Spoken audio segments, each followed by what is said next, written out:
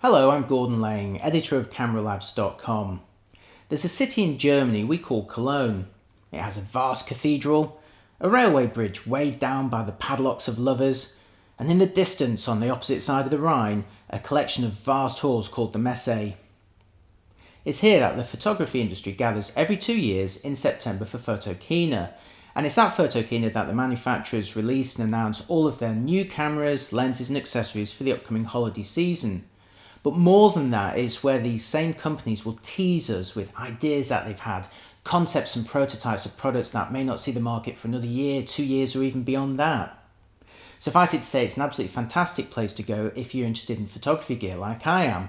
But Cologne isn't always the easiest city to get to. Not everyone can visit Photokina, and even if they do make it, many are completely overwhelmed by the scale of the show. I've been making a pilgrimage to Photokina for more years than I can remember, and every year it still doesn't prepare me for the size of the thing. You just simply can't get around it all. So in this video, I'd like to show you the products that caught my eye in the 2014 show. Some of them you'll definitely have heard of, others you may not. And I'm not going to pretend that I'm going to cover everything, and I'm not going to cover anything in a massive amount of detail either. With over 20 products that I want to show you, I'm only going to really be able to spend about a minute or two on each one, so I hope you'll forgive me on the amount of detail that I can go into.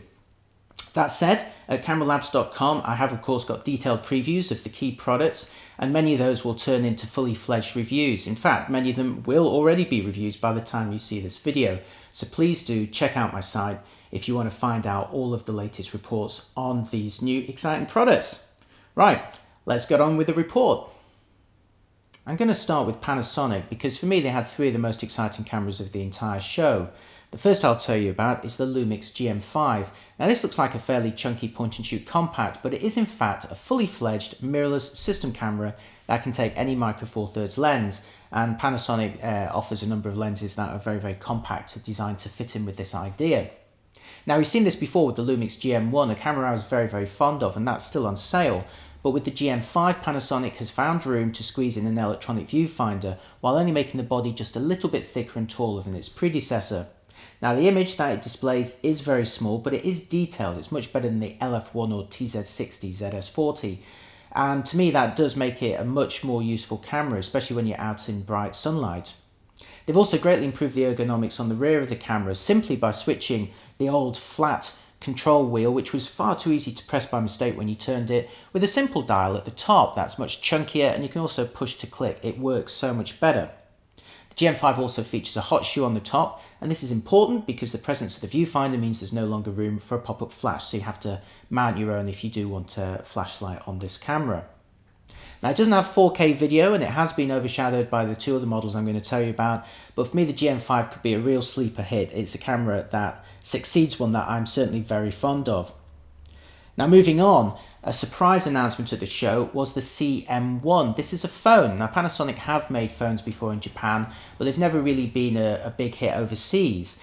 This, however, could change all of that. It runs Android 4.4, and it is, as you can see here, roughly the same height and width as my own Samsung Galaxy S4, but it's about twice as thick, and the reason it's so thick is because it can actually accommodate a camera with a 1-inch sensor.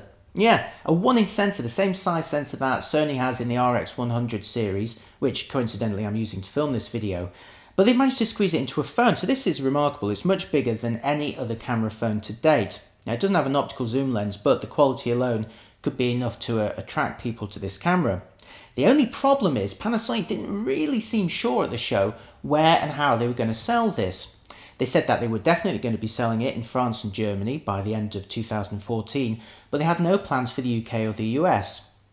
The reason, as far as I understand it, is because phones in some regions, especially the UK, are normally sold with contracts with networks. And Panasonic maybe doesn't have those relationships or doesn't want them for whatever reason. So they're going to have to sell it SIM-free, and they seem to think that this is an issue maybe in the UK. Not for me. I buy all my phones SIM-free because it means that they're all unlocked and I'm not tied into a contract. I can upgrade at any time and pop in SIMs from any country that I visit. So to me, the CM1 absolutely makes sense, and I really hope that they can sell it in the UK, the US, and in fact the whole world before long, because it certainly generated a lot more interest than anybody expected. But perhaps the star of the show, certainly of Panasonic's stand, was the LX100. Now the LX line is Panasonic's compacts for enthusiasts, so you can expect lots of manual controlled and raw files, that sort of thing. But Panasonic's always favoured smaller sensors, 1/1.7 or 1/1.8 inch sensors. Bigger than a typical point and shoot, but nowhere near, say, the 1-inch type sensor that Sony's been using so successfully in the RX100 series. So Panasonic has decided finally to deploy a bigger sensor in a fixed lens model, and they're going to trump Sony because it's not a 1-inch sensor, it's one of their own 4/3 sensors. In fact, it's the same sensor that they have in the Lumix GX7. And in front of it, they've put on a 24 to 75mm equivalent f1.7 to 2.8 lens. So it has a similar range to the Sony and also a similar focal ratio as well that stays bright at wide and telephoto. Of course, the big benefit is that bigger sensor, but before you get too excited, the size of the body means that they can't quite use the entire sensor. The imaging circle from the lens is actually contained within the whole sensor, whereas normally it would go outside it. This means that they have to actually crop the image. So instead of the 16 megapixels you'd get from the GX7, the LX100 is only going to be delivering 12.8 megapixels in practice. But Panasonic's engineers are very clever, and they've actually found a positive spin they can do on this. Since the imaging circle of the lens is contained within the sensor area, they can actually crop, or rather deliver, different aspect ratios without cropping the field of view. What this means is that you can change the shape of the image to 16:9, 3:2, or 4:3, and you don't lose any field of view. The diagonal field of view remains the same because that circle is contained within the sensor. So it's quite a positive spin over the fact that they can't use the whole sensor. Now the screen on the back unfortunately isn't touch sensitive and it doesn't tilt, but they have included an electronic viewfinder. In fact, another item borrowed from the GX7, it's the same viewfinder, so it's 16:9 shaped, which is great for video, which is important on the LX100 because it also supports 4K video. Now, this is very impressive. Panasonic are really championing 4K, and this, I believe, is probably the smallest and lightest camera to date with 4K video, which is certainly very important if you're a filmmaker and you want to lift it into the air on a drone, or maybe accommodate it on some sort of moving vehicle or platform. It's certainly going to let you capture images that you haven't been able to do previously. So the LX100, it could end up being one of the most exciting compacts for enthusiasts in this upcoming holiday season. Now I want to take the opportunity here to talk a bit more about 4K video, because you may be wondering, why do I even want 4K on a camera? After all, not many of us have got 4K TVs, and as of 2014 there's not a great deal of 4K content out there that you can watch on it. So aside from filming your own holiday videos and playing them on your 4K TV to impress your friends, why would you want it in a camera? Well, there's two very important reasons, and they're both to do with the very, very high resolution frame that 4K captures. Now imagine this, you're intending to make a 1080p video, like I'm doing now. But if you film in 4K, it gives you so much space around that 1080p frame size that you can do lots of clever things. First of all, you could just downscale the whole thing to 1080p. And in fact, in my test, that produces really good quality.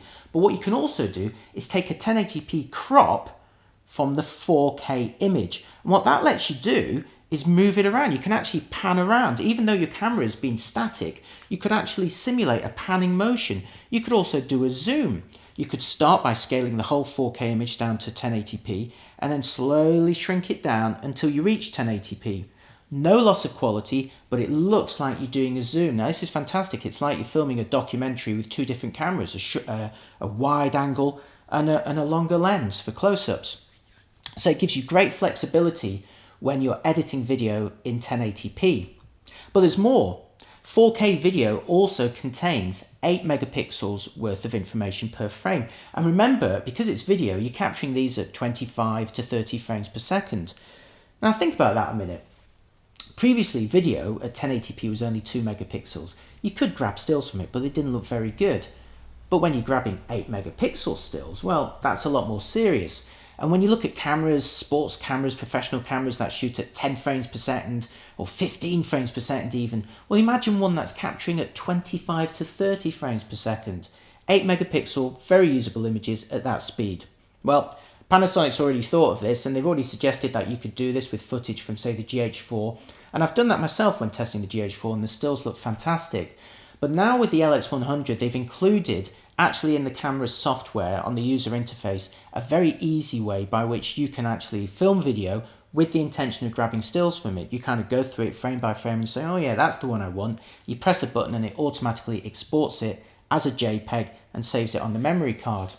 And they're going to update the firmware so that that facility will also come to the FZ1000 and the GH4. So this is absolutely fantastic, and these reasons are why I would certainly look for 4K video in a camera that I was buying in the future.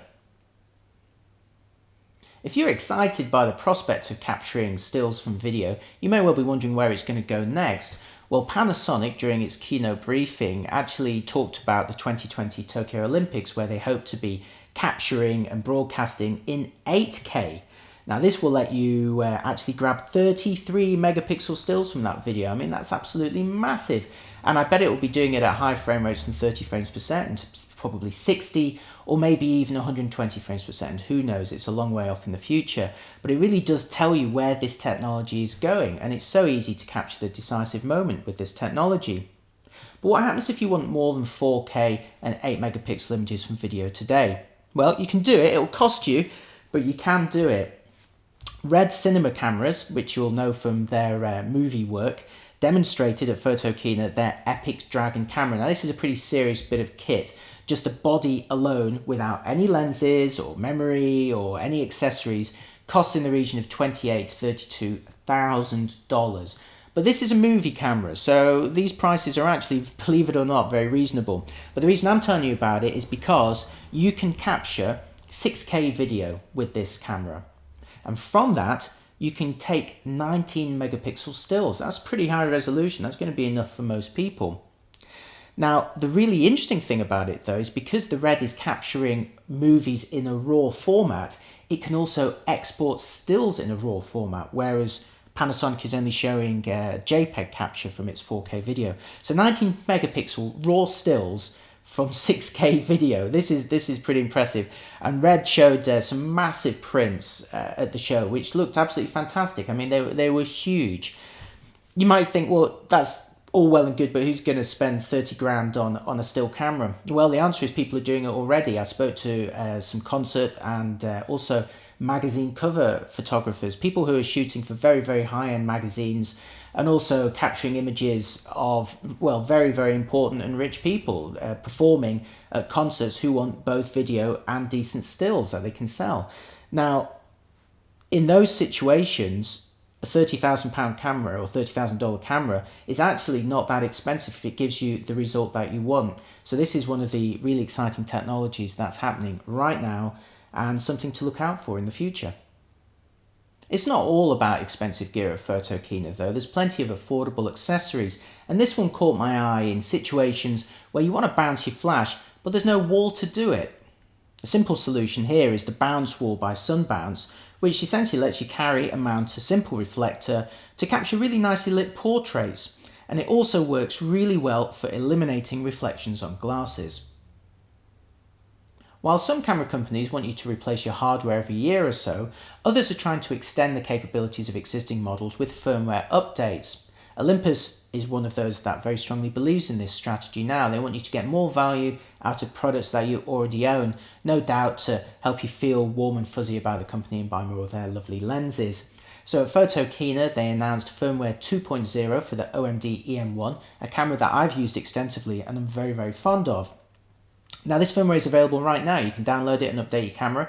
I've done it on mine. It only took a couple of minutes. And once it's been updated, you get a number of new features. The two most important features, sadly 4K, as widely rumoured, isn't one of them. I think that was probably on some hacked firmware that you may see from somewhere else. But on the official update, the two key highlights are USB tethering with your computer, so you can now remote control the camera while it's tethered to a computer, which you couldn't do before. Previously, you could only do it with a smartphone or a tablet. So that's a very welcome update. The other one is in-camera keystone correction. Now, when you are taking typically a wide-angle picture, say from the ground looking up at a building or inside a room, the lines will obviously converge and they become diagonal like that. Now, that can look nice, but sometimes you want straight lines. Normally what you'd need to do is import that picture into something like Photoshop on your computer later, or in a photo editing app, and stretch those lines back out again. But now the firmware 2.0 on the EM1 lets you do it in camera. But importantly, it's not during playback, it's during capture. So while you're actually framing your picture in live view, you can turn on the keystone correction and actually adjust that while you're taking the picture. And you can see how I do it right now using the Olympus logo in the background of their booth. And as I turn the dial on the EM1, you can see how it actually straightens those lines. So it's a really, really neat feature to have, and it's nice to see Olympus innovating in this way. Olympus also used the show to officially announce the long-awaited 40 to 150mm f2.8 lens. This is equivalent to 80 to 300mm, so a very useful telephoto range. And it was a lens that they first teased us with a year earlier when they launched the EM1, but now it should actually be available by the end of 2014. At least I hope so. Now in your hands, this lens feels very much like the existing 12 to 40mm, especially the feel of the zoom and the focusing rings. It's a lot smaller and lighter than it looks, especially if you remove the lens hood, and it's a lens that I'm certainly very excited to use in sporting environments. I want to see whether it can actually be a viable solution when the action is happening at close range.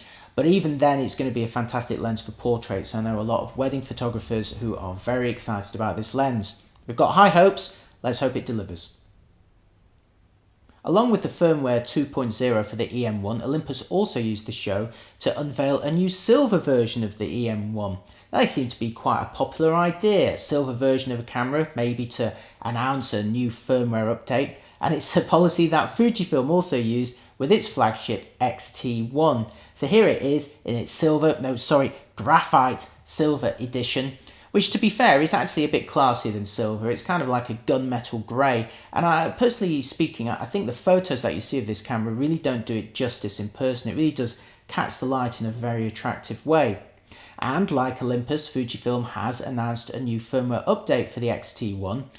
Be available for the existing black X-T1s. Some of the features are already on the graphite silver edition, and some more will be added by the end of 2014. These updates include a new film simulation, Classic Chrome, which is a really beautiful style looking at the images that I've seen with it so far. There's also some new movie frame rates that were long required on this model, and quicker control over the single AF area, which to me is very, very important. This was one of the big downsides with the X-T1. It involved far too many button presses to move that AF area. So now they've fixed that, but what would be much better is a touch screen. Please, Fujifilm, can we have touch screens on future X products? Fuji also used the show to properly announce its 50 to 140mm f2.8 telephoto zoom. So on an APS-C sensor, that would be 75 to 210mm. And like the Olympus telephoto zoom, when you actually pick this lens up, it's smaller and lighter than it looks, especially if you take off the lens hood, which on these models is always very, very long. Now, I really hope this lens works very well with the phase detect AF points on the X-T1, because it could be a really serious solution for photographing close range sports. But again, like the Olympus lens, regardless of sports and continuous AF, it'll still be a very popular option for portrait and wedding photographers. Staying on the subject of Fujifilm just for a moment longer, I bumped into my friend Matthew Maddock, who runs the PhotoMadd, that's M-A-D-D website. He does a blog, but he also sells some neat accessories for Fujifilm cameras. This is one of his brackets which screws onto the bottom of an X-T1 and basically equips it with this dovetail base that is compatible with Arca Swiss heads and plates for tripods. The idea being that you can just slide your camera straight onto it, but more importantly, it also has one in the vertical portrait orientation, so you can have your camera this way around and still slide it on while maintaining that nice centre of gravity. He also does one with a chunkier grip if you want more to hold on to. So check out his site, PhotoMadd with 2ds.com.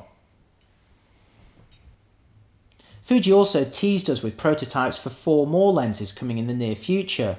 In this image, clockwise from the top, there's a 16 to 50 2.8, 90mm f2 and 16mm f1.4. And on this photo you can see an even bigger telephoto zoom, the 140 to 400mm f4 to 5.6 mounted on an X-T1, the black version. So the X series is looking stronger and stronger. Another mirrorless system that's growing is Sony's full-frame FE format. Now, of course, so far it's been growing mostly with bodies. There's no fewer than 3 full-frame A7 series bodies, and Sony has come under, I think quite fairly, some criticism for just releasing more and more bodies and not enough lenses. So at Photokina, it was very keen to point out that it is developing lots of lenses. It teased us with some prototypes and a future roadmap. But more importantly, I think for a lot of owners of existing Sony full-frame bodies was the chance to finally touch a final production Zeiss FE 16 to 35mm f4 OSS zoom. This is the ultra wide angle zoom that owners of this system have been waiting for since the system was first announced over a year ago. This was the one lens that is really missing from the existing catalogue, so it is fantastic that it's finally here, and fingers crossed it's going to be a good one. Now, I didn't take any test pictures with it, I wasn't allowed, so I can't tell you if it's any good yet, but it is a lens that I intend to test very thoroughly at cameralabs.com, so look out for my full review of that lens. Sony also showed its QX series, you know, the cameras without the bodies or the screens. These are designed to be used in conjunction with a smartphone, where the phone provides the screen and the user interface, and then the QX provides the lens and the sensor. Now, the only logical way for Sony to go forward with this would be to offer basically a screen and bodiless version of its NEX or A series cameras. So the latest QX has an APS-C sensor and an E mount. This means that you can actually mount a variety of lenses on it and enjoy fantastic quality.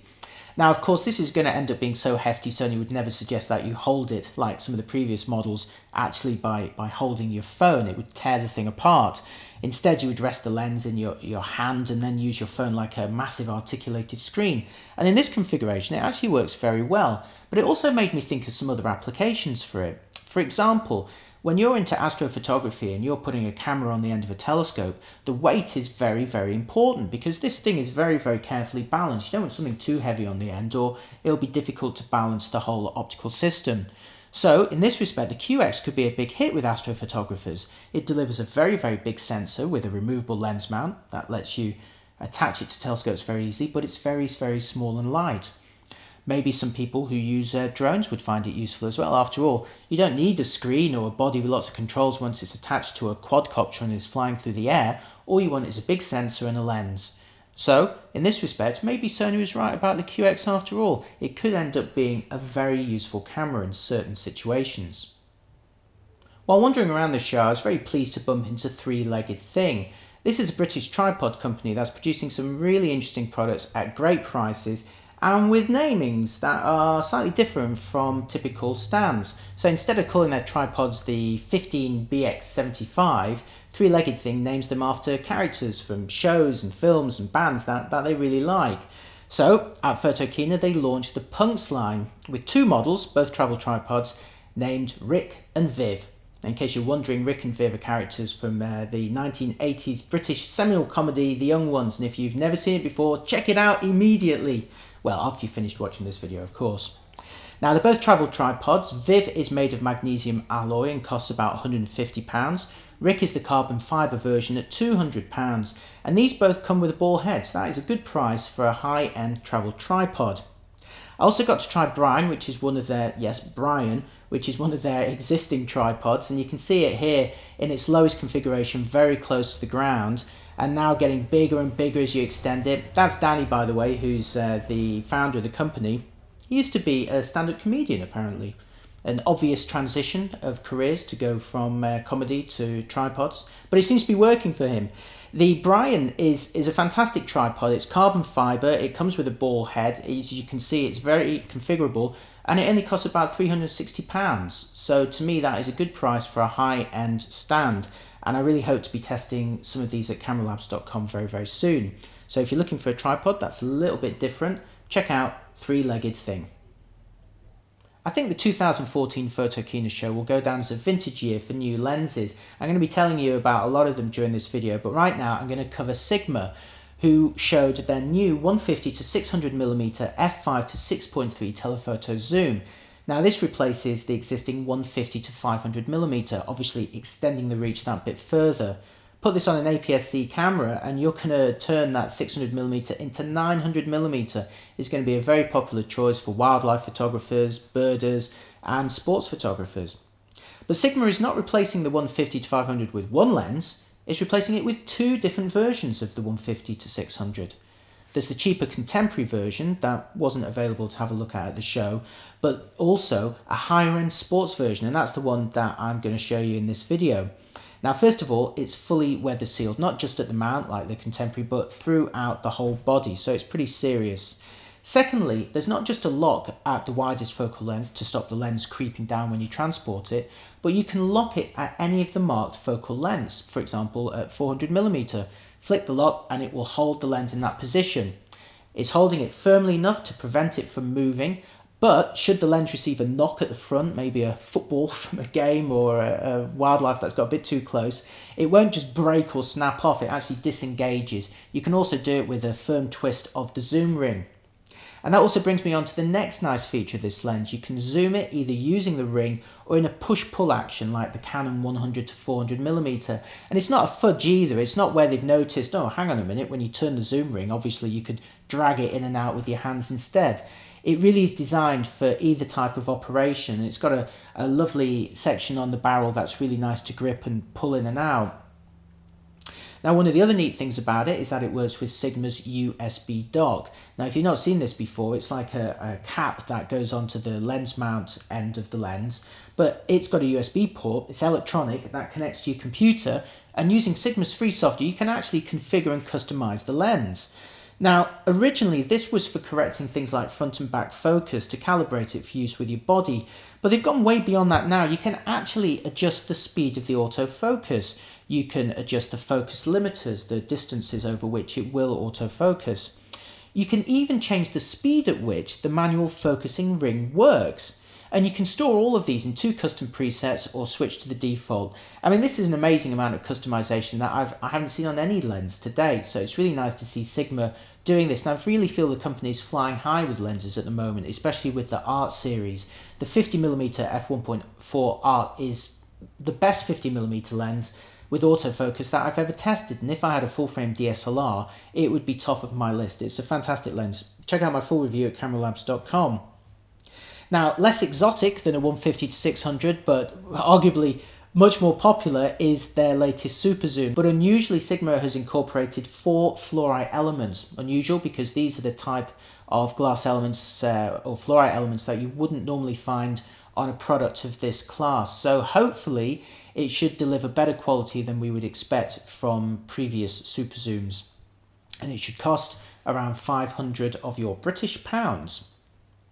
Sigma also announced a new version of its DP2 camera. It's quite an unusual looking beast with a foveon sensor. The new DP1, which you see here, is exactly the same as the DP2. Same body, same sensor, same interface, but a different lens. So rather than having a fixed 45mm lens, it now has a fixed 28mm lens. And Sigma is also talking about a future model with a fixed 75mm lens that I'm going to gamble will be called the DP3. And believe it or not, people who own these cameras think the image quality from the foveon sensor is so nice that they actually would carry 2 or 3 of these entire camera systems in their bags. By the way, the thing that you saw earlier that was being removed from the screen is the optional loop. This lets you hold the camera to your eye and actually use the screen as effectively a viewfinder. After seeing Sigma, I visited Zeiss, who are using Photokina to show off their latest Otus 85mm f1.4. Now, if you've been living on another planet and you're not familiar with the Otus range, this is Zeiss's idea of producing an uncompromised lens in terms of quality. Now, when you normally design a lens, something has to give, either size, weight, price, or quality. But with Otus, my own feeling about it is that Zeiss said, look, we don't care how big or heavy or even how expensive it is, we just want to make the best quality lens we possibly can. And they did that with the 55mm f1.4, the first Otus lens. You can see it reviewed at cameralabs.com. Absolutely fantastic quality, but it is big, it is heavy, it is manual focus only, and it will cost you about $4,000. But if you want the best, there it is. So it would now appear that Otus is part of an extended family. We now have an 85mm f1.4 And while I wouldn't expect to see 10 or 15 of these Otus lenses in the future, it could end up being a family of maybe 4 or 5. I would expect a wide angle next. Will it be a 35? Will it be a 28, or my own personal preference, a 24? Either way, Zeiss did tell me that they wouldn't necessarily be f1.4 in focal ratio. When you get to the wider lenses, if you want it to perform extremely well, you may have to accept a bit of a loss in focal ratio. It may be f1.8 or f2.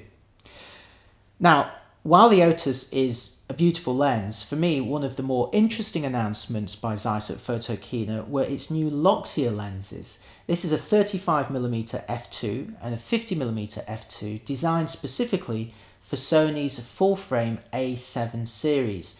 Now, at this point, you might think, hang on a minute, Zeiss have got an existing relationship with Sony and already have a 35mm f2.8 and 55mm f1.8 lens for those full-frame alphas. And they're very good too. That 35 is absolutely fantastic. So what are they thinking about? Well, Zeiss noticed that despite producing these amazing autofocus lenses, they found that a lot of people was adapting manual focus lenses from other systems, particularly Leica M lenses. Now, these Leica M lenses are absolutely fantastic quality, but not necessarily when adapted onto a different system like a Sony, and this is why. In front of the sensor, there is normally a stack of filters. Sometimes there's low-pass filters, sometimes there's all manner of other filters. But the point is that they vary in thickness.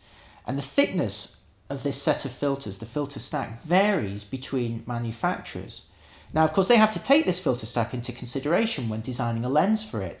So imagine if you adapt a lens that's designed for, say, a very thin filter stack, and you adapt it onto a camera that has a very thick filter stack.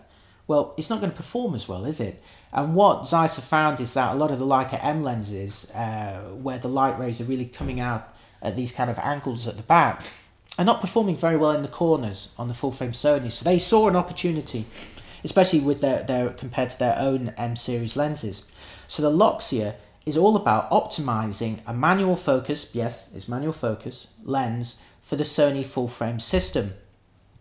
And this gives them a few advantages over an adapted lens. First of all, it's designed for that filter stack, so the quality can be fantastic. Secondly, it can be small and light because it doesn't have all of those autofocus motors making that barrel bigger. Perhaps what makes it a bit more exciting still is that because it's a native lens for this system, it passes across the EXIF shooting information, and you can use the manual focusing ring to trigger focusing assistance. So as soon as you turn that manual focusing ring, you could fire up, say, a magnified view on the back of the screen. Now, this is possible with some adapted lenses, but not all adapted lenses, certainly not manual focus ones. So this is a really nice solution for Sony owners. And videographers will also love the fact that you can adjust a screw on the lens mount and change the aperture ring from clickable to completely smooth. So you can adjust that aperture without any discrete steps or clicking noises. So I think the Loxia lenses, while initially you might think, well, they're a bit redundant with their existing Sony Zeiss solutions, could end up being a really, really nice set of lenses for Sony full-frame users. I recently got into long exposure photography, and the most important accessory for this hobby is a decent neutral density filter. And after doing a lot of research, I discovered that there's really only two companies who are doing this very, very well. One is Fotomat High Tech and the other one is Lee. I personally use Lee filters, and I met up with them at the show. They've introduced some new filters that work on the GoPro series of cameras, and also a new bag that you can use to keep your filters in, because once you start using these things, they become very addictive and you start wanting more and more of them. If you're interested in my own photography, please do check out my social streams on Twitter, Facebook, Google+, and Instagram. Samsung had an enormous stand at Photokina 2014, and much of it was devoted to promoting its new NX1 mirrorless camera. Now, this is Samsung's highest-end mirrorless camera to date, and rather than cherry-picking certain features it would think would be appropriate for this model, it's instead just picked everything, packed every specification you can think of, and jammed it into this one camera. There's certainly not going to be a situation where you go, you know what, I would buy the NX1 if only it had that, or if only it did that, because it does everything. It has a brand new 28 megapixel APS-C sensor, which of course includes a hybrid AF system with embedded phase detect AF points. It shoots at 15 frames per second. It has a fully weather sealed body, an articulated screen that is of course touch sensitive, a large and detailed OLED viewfinder. It has a 1/8000th of a second top shutter speed. It films in a variety of 1080p formats and of course 4K as well. And it has a ton of wireless standards packed in there. It does 802.11ac and it also has Bluetooth. Why not? It's got the chipset. Why not throw it in there? So in terms of specification, the NX1 is one of the most unbelievable cameras you'll ever come across. And in Samsung style, it's also very reasonably priced. The question is whether it delivers a decent photographic experience in terms of the way the camera handles and feels. Is it a camera you're going to actually enjoy shooting with? I can't say, because I haven't used it for more than 5 minutes at the show. It certainly felt pretty capable in my hands, but we're going to have to wait until people actually start reviewing and using this camera in practice to see if it's a real contender. But certainly in terms of specifications and value, it's pretty hard to beat. One of the most important accessories for a photographer is a decent bag, and I spent many years trying to find one. In the end, I settled for a brand called FStop, which is an American company that produces some really superb backpacks. And it seems to be a decision shared with many other photographers that I know. These days when I meet up with them, everyone seems to have FStop bags. They're very good. I recommend you check them out. Now, FStop's strategy is to split the bag into two sections. So you have the actual backpack. I use a Leica when I'm carrying a lot of stuff, or a Guru for most of my day-to-day things. Then within that, you have a special compartment called an internal camera unit, an ICU. This is a separate kind of rectangular padded box where you put your gear. Here's one of my ICUs. I'm going to turn it around, hopefully without any of the lenses and bodies falling out. And you can see here all of the things that I can get in there. Now the idea is that you basically choose the ICU to match the amount of gear that you want to carry, and then you slot that into your backpack and use the remaining space for whatever you like. The really nice thing about it is that of course you can have more than one ICU. I've got two. I've got this is my largest one, but I also have a smaller one that I use when I don't want to carry so much stuff. And at the show, F-Stop showed its smallest ICU yet. This looks absolutely tiny, but believe it or not, it is big enough for you to get a mirrorless system camera and a couple of lenses in there, which is more often than not all I need personally for my own photography. And then of course, you can devote the rest of the bag to carrying normal day-to-day stuff. F-Stop also showed its new Miller series, which actually has integrated ICUs, but there's loads of flaps that you can open and close to configure it however you like. What's particularly neat is you can actually open a compartment in the middle that allows you to use the full height of the bag, say if you're carrying really big long lenses.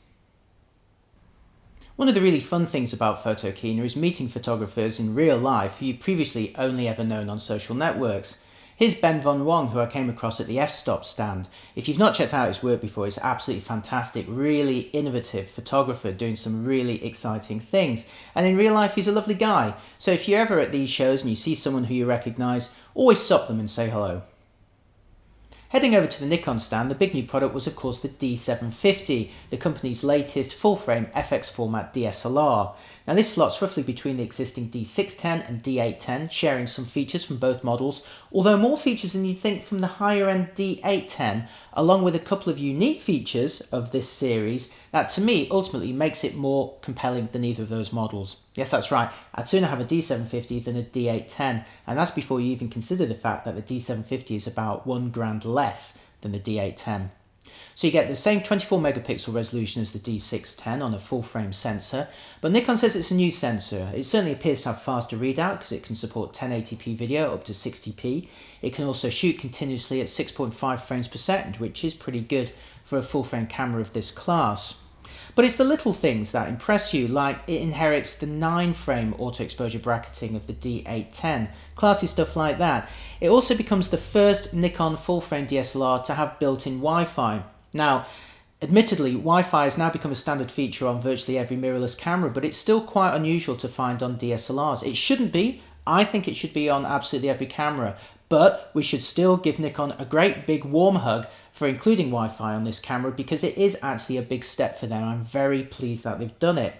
I'm even happier that it supports an articulated screen. It only tilts vertically, but unlike most articulated screens, it can tilt all the way down and all the way up. This is quite unusual. Most articulated screens that tilt vertically can only angle down by, say, 45 degrees. Now, I know some people don't like articulated mounts because they think that they're flimsy and may fall apart. And indeed, if you're getting basketballs fired at you or you're being chased by bears, maybe that's the case. But in normal situations, I've never seen an articulated screen break, and the Nikon one is certainly more substantial than any other that I've seen. That mechanism looks really, really tough. So overall, I'm really pleased with what Nikon's done here. And again, a grand cheaper than the D810. Do you really need 36 megapixels and 1/8000th of a second shutter? If not, I think the D750 represents a much better buy. Okay, we're on the home stretch now. If you've reached this point in the video, thank you very much for sticking around. And if you've been keeping track, you'll know that the last company I'm going to cover is, of course, Canon. Now, Canon used Photokina mostly to announce 3 new cameras, starting with the PowerShot SX60 HS. This is its latest DSLR-styled super zoom camera, and it's the successor to the very popular SX50 HS. Now, the older SX50 had a 50 times optical zoom, so the brand new SX60 has a wrong 65 times optical zoom.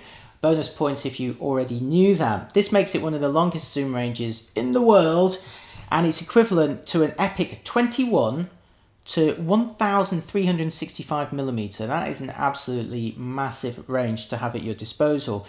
Canon has resisted the desire to install a bigger sensor behind this. If it had a bigger sensor, the camera would be this big. So they haven't gone for the 1-inch sensor like Sony did with the RX10 or Panasonic with the FZ1000, or even a 1.7-inch like Olympus has done with the Stars One. They've stuck with that tiny 1/2.3-inch sensor and gone for the big zoom instead.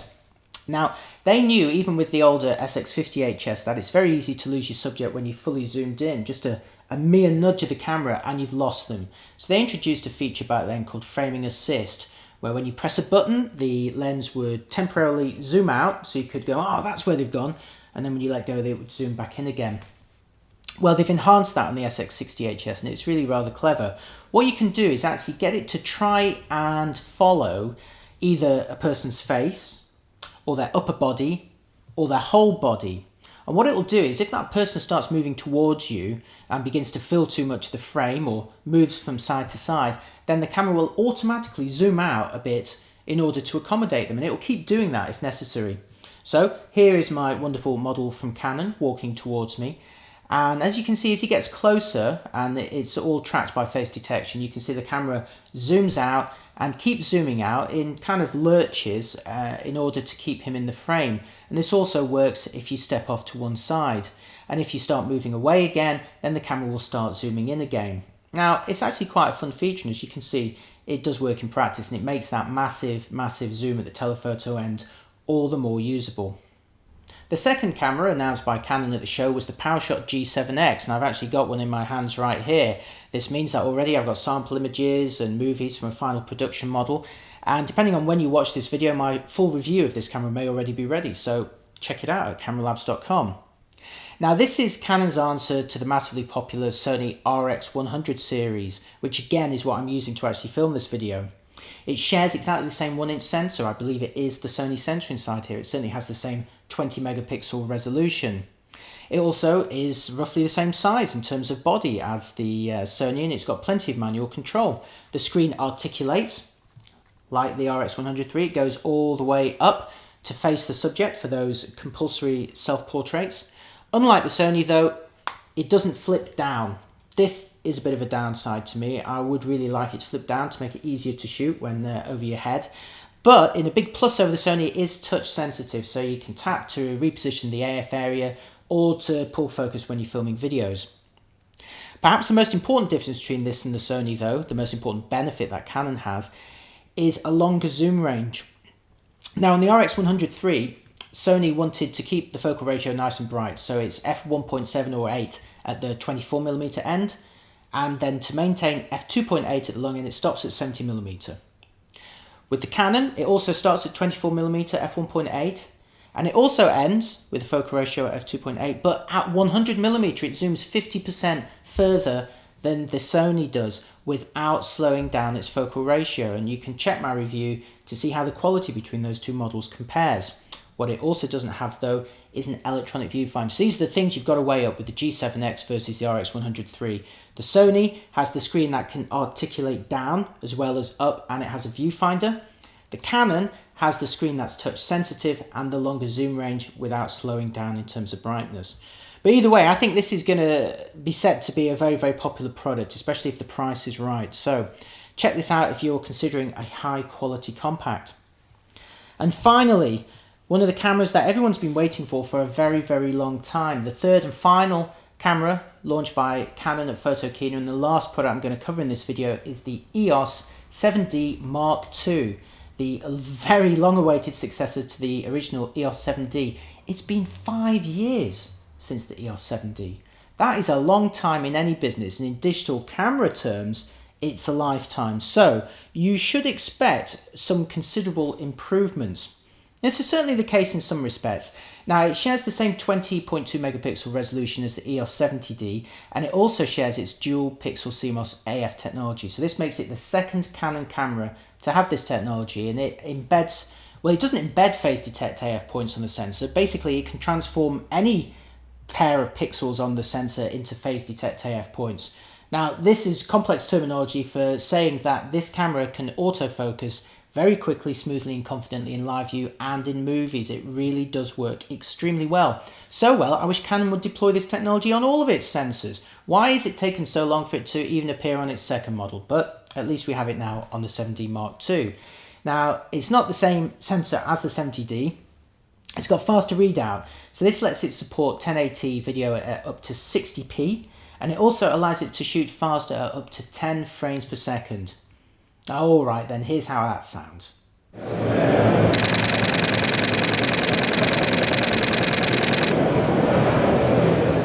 There's also twin memory card slots, a new 65-point AF system with some features in terms of autofocusing borrowed from the EOS 1DX. And under a little square panel at the top of the camera is a GPS receiver. Now, I'm really pleased it's got built-in GPS. That's a nice feature.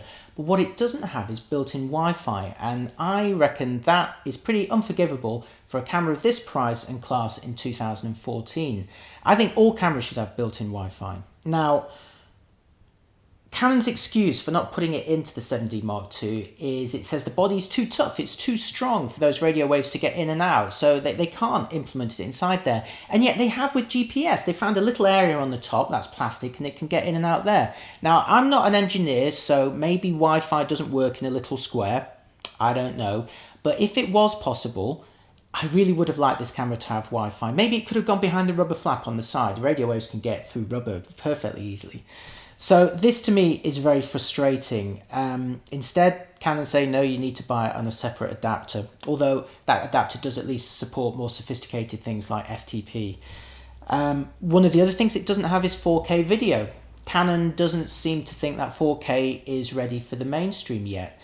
But in this respect, it appears to be following, not leading. Remember when it launched video on the EOS 5D Mark II, none of us had even thought about having video on a DSLR, and it was a leader then. It said, no, look, we can put 1080p video on it, and it proved so popular. They then did the 5D Mark III, which did it fantastically well. But a lot of time has passed since then, and it does not appear to be innovating as fast as, say, Sony and Panasonic.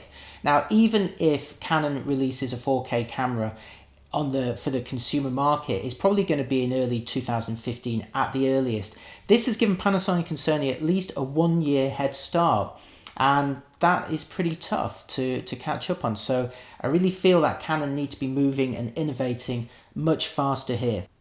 So is the 7D Mark II a disappointment? Well, it is in some respects. I really wish it had built-in Wi-Fi. And remember, if it had Wi-Fi instead of GPS, it could have done what almost every camera does these days and inherit the GPS position from a smartphone. So they could have done that. I appreciate that it probably couldn't have had an articulated screen to maintain the toughness, but it could have had a touch screen. And indeed, when you look at it like this, you think, actually, if you don't need the toughness, the EOS 70D, with its fully articulated touchscreen and built-in Wi-Fi, is probably a better bet. But this is not who Canon are after. The target audience for the 7D Mark II is pretty much the same as the original 7D. It's people who want the toughness and the speed of a 1DX, but can't afford it, or maybe can't accommodate the size and the weight. This is a perfect camera for people who want to shoot sports and action in a very tough environment. In fact, Canon say the only camera that is tougher than it in its range is the 1DX. This camera is 4 times more weatherproof than the original 7D, so it's going to delight people who shoot in sand or snow, or have regularly got athletes and balls and equipment flying towards them and bouncing off their cameras. But again, I feel this is becoming a narrower and narrower group of people that Canon are appealing to. The original 7D came out at a time when it would appeal to people who just wanted a really nice camera. But now you've got products like the Olympus EM1, Fujifilm X-T1, all of the Sony A7s. So many cameras to choose from that now the only real key selling point of the 7D Mark II is its toughness. And that will only, I fear, appeal to a small number of people. And that should bring us to the end of this presentation, but just one more thing. I'd like to end with what was possibly the most insane camera announcement of Photokina 2014, the Leica M Edition 60, produced to celebrate 60 years of the Leica M rangefinder system. Now, there's only 600 of these cameras to be produced, so they are collector's editions, and they are certainly very unusual. Leica's gone right back to basics here, and if you have a look at the back of the camera, there is no screen. So you can't check your images after you've taken them. You can't even adjust any menus because there are no settings to change. This camera only shoots in RAW. You can't choose any other quality setting. This also means that you can, of course, adjust the white balance on your processing software after the event, so it doesn't need any menus. In terms of controls, it's pretty simple. Where the screen is on a normal digital camera, that's where you set the ISO. There's a dial on the top of the camera for the shutter speed, and there's an aperture ring around the 35mm Summilux f1.4 lens at the front, and that's it. Just 3 dials: ISO, shutter speed, and aperture. Through the rangefinder, you'll see very basic information. You see the shutter speed if you've set it to auto, and if you press a button on the top, you can alternate between the shutter speed and the number of shots remaining or the battery life. That's it. Nothing else. There's no other display on this camera. And you even need to unscrew a big panel underneath to get at the battery or the memory card. It's a pretty substantial camera in your hands as well. It's pretty heavy, but strangely compelling. And yet I think I will be resisting because the price of the Leica M Edition 60 is €15,000. 15,000 euros. However, remember there are only 600 of them, and you do get the Summilux 35mm f1.4. So I suspect that for those who can afford it, it could become a collector's item that may indeed increase in value. It could be a good investment for somebody, just not me. If I had that sort of money, I'd probably get that red camera I showed you earlier, or more likely a couple of mirrorless cameras and spend the rest on a nice holiday with lots of great food and drink. Anyway, that's enough about me. Thank you so much for sticking around to the end of this video. I apologise, it's been a lot longer than I anticipated, but nonetheless, I hope you found it useful and interesting. As always, all of my full reviews are at cameralabs.com. So if you want to find out how these cameras really perform in practice, then that's where you need to go. Check out my full reviews there. If you're interested in the latest news and my own personal photography, then I post all of that on the social networks. I'm Gordon Lang on Facebook and Google+, and I'm Camera Labs on Twitter and Instagram. So please do follow me and chat with me there. I'll try and answer any questions that you've got. And once again, for the main reviews, cameralabs.com. I hope you found this video useful. Thanks once again for sticking around, and I'll see you online.